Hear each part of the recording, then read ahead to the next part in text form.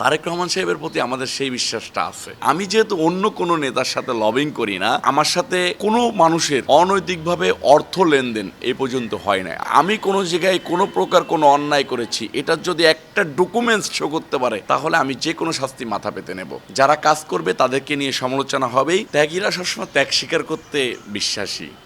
ত্যাগীরা ভোগে নয়, ত্যাগে বিশ্বাসী। তো আমার পার্সোনালি আস্থা আছে যে আমাদের নেতা জনাব তারেক রহমান সাহেব সবসময় ত্যাগীদেরকে মূল্যায়ন করবেন। এখনও মূল্যায়ন করার সময় হয়নি। যেমন এটার ভিতরে কোনো কমিটি হয় নাই, এটার ভিতরে সংসদ সদস্যরা যারা হয়েছে কিছু কিছু ক্ষেত্রে হয়তো 300টা আসনের মনোনয়নের ক্ষেত্রে হয়তো বা 10 থেকে 15টা বা 20টা এদিক ওদিক হয়েছে, বাকিগুলা কিন্তু ত্যাগীদেরকে দিয়েই হয়েছে। আপনি জেলা পরিষদের যে কমিটি দিয়েছে, প্রশাসক দিয়েছে, সেক্ষেত্রেও দেখেন যে অনেক ক্ষেত্রে ডিস্ট্রিক্ট লেভেলে সহ ত্যাগীদেরকে মূল্যায়ন করা হয়েছে। তারেক রহমান সাহেবের প্রতি আমাদের সেই বিশ্বাসটা আছে যে তারেক রহমান সাহেব ত্যাগীদেরকে মূল্যায়ন করবে। আর সর্বোপরি একটা কথা বললাম না যে ত্যাগীরা ভোগে নয়, ত্যাগে বিশ্বাসী। আমরা তো আসলে ভোগ করতে আসি নাই। আমি যে সামনে কমিটির কথাবার্তা আলোচনা হয়, মানুষ আমাকে বলে যে অনেক সময় বলে যে তোমাকে নিয়ে তো একটা গ্রুপ নেগেটিভ একটা সিন্ডিকেট তৈরি করতে চাচ্ছে, তোমাকে কি ফেলে দেবে কিনা।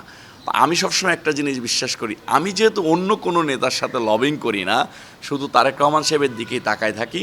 আমাকে কোনো জায়গায় রাখলেও তারেক রহমান রাখবে, আমাকে বাদ দিলেও তারেক রহমান বাদ দিবে। তো আমার এইগুলা নিয়ে কোনো চিন্তাধারা নাই। আমি সবসময় পার্টির পক্ষে অবস্থান নেওয়ার জন্য চেষ্টা করি। আমি মিডিয়াতে অনেকবার বলেছি, অনেকবার, যে সারা বাংলাদেশে আমি কোনো জায়গায় কোনো প্রকার কোনো অন্যায় করেছি, এটার যদি একটা ডকুমেন্টস শো করতে পারে, তাহলে আমি যে কোনো শাস্তি মাথা পেতে নেব।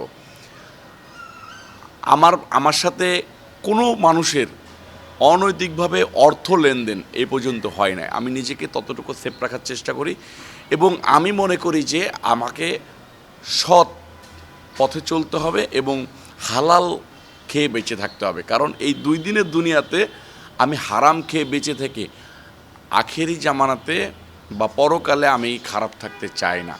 মানুষ আমাকে যেটা বলে না বলুক, আমার তাতে কিছু যায় আসে না। আলোচনা সমালোচনা নিয়েই পৃথিবী, আলোচনা সমালোচনা নিয়েই রাজনীতি। যারা কাজ করবে তাদেরকে নিয়ে সমালোচনা হবেই। সমালোচনায় আলোচনার শীর্ষে নিয়ে যাবে। কারণ মিথ্যা সবসময় মিথ্যাই হয়ে যায়, সত্য সবসময় সূর্যের আলোর মতো আলোকিত থেকে যায়।